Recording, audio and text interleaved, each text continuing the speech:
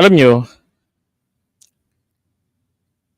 ang inflation rate natin sa gitna ng kasagsagan ng problema dito sa inflation at saka nitong impeachment case laban kay Sara Duterte. So nakita naman po, 'di ba? Sabi nga hindi nagsisinungaling ang numero. So napababa, naging 0.9 mula po doon sa nakaraang buwan na 1.4 ang inflation rate. 'Di ba? Ang problema lang ngayon kasi, yung mga DDS na nung matalino sa inflation rate, nung yan ay 8 point something pa.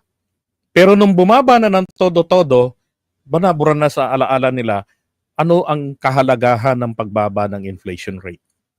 'Di ba? Bukod po doon sa bumaba na yung inflation rate 0.9 na lang, lalo pong ibig sabihin nito ay bumagal ang paggalaw o pagtaas ng presyo ng bilihin. Kasunod rin naman po nito yung GDP growth rate ng Pilipinas ng second quarter.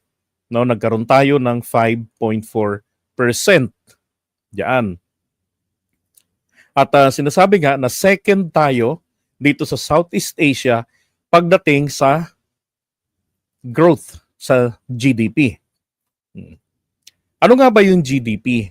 Simple lang yan eh. Nakita niyo yung sample ng picture na to, no? Hindi naman kayo bulag. So, makita niyo sa una, kokonti yung barya, pataas ang pataas. Ganon. Ibig sabihin, yung mga produkto na pinuproduce, yung hindi ho kabilang ang mga imported goods, mga locally and services na mga produkto po ang pinag-uusapan dito na napoproduce sa isang takdang panahon. Tapos, tawag dito, yung mga mamamayan ay merong kakayanan na ito ay bilhin o tangkilikin yung mga services. Hindi po ibig sabihin natutulog ang pera. Ang negosyo hindi natutulog. Umiikot ang ekonomiya. Tumataas yung tubo.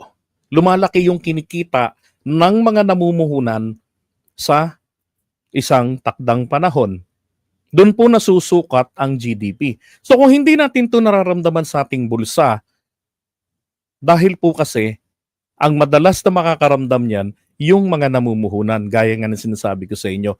Pero ang maliwanag lang po nito, may kakayanan po tayong mamili ng mga produkto na lagi nating tinatangkilik. Yun po yun. Hindi po na tayo nakokontento na lang ng so bibili sana ako nung kaya lang masyadong mahal ngayon eh. Hindi, afford na po natin. It is not because the item is affordable, it is because we can afford it now. Ganun po yun. 'Di ba? Paano yun? Hindi nga tumataas ang presyo ng bilihin eh. 0.9% na lang ang inflation eh. Baka nga dumating ang panahon, mag-zero na yan eh. Bago bumaba sa pwesto si PBBM. Sa kabila ng terribleng panggugulo ng mga Duterte. Hindi na po mga NPA, hindi na po mga subversibo ang magulo ngayon na nakakaapekto. 'Di ba? Sa galaw ng ekonomiya natin. Ito ng mga DDS, itong mga Duterte. Dahil sinisikap na mapabagsak ang ating pamahalaan. 'Di ba? Kaya naman po naging makatarungan din, ngayon ko lang po ito pinapansin, 'di ba? Kasi meron ng justification na dapat po talagang tumaas. Deserve ng Pangulo na sa paningin ng ibang mamamayan sa buong bansa base sa Okta Research, tumaas ang pagtitiwala nila sa kanya na dati ay talaga namang sumadsad. Ganon din naman ang tiwala nila sa kanyang performance o yung rating nila sa kanyang performance. Kasi maliwanag ritong nakikita natin, 'di ba, dito sa GDP at dito po sa atin sa inflation natin, inflation rate na manage nila ng maigi. 'Di ba? Kaya kahit na po mayroong ganitong init ng politika, alam nyo, ito ay nagpapakita lamang talaga ng husay at kakayanan ng Pangulo natin na patakbuhin ang ating bansa, ang ating ekonomiya kasama ng kanyang mga tauhan. 'Di ba? So taliwas ito doon sa sinasabi ng iba na maging sa kanyang sariling akala din.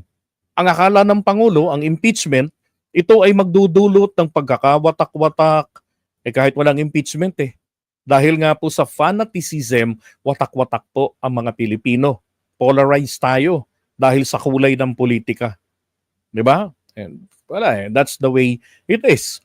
Now, ang importante rito, maging siya mismo, yung kanyang pangamba, na kaysa intindihin natin ang pagpapanagot kay Sara,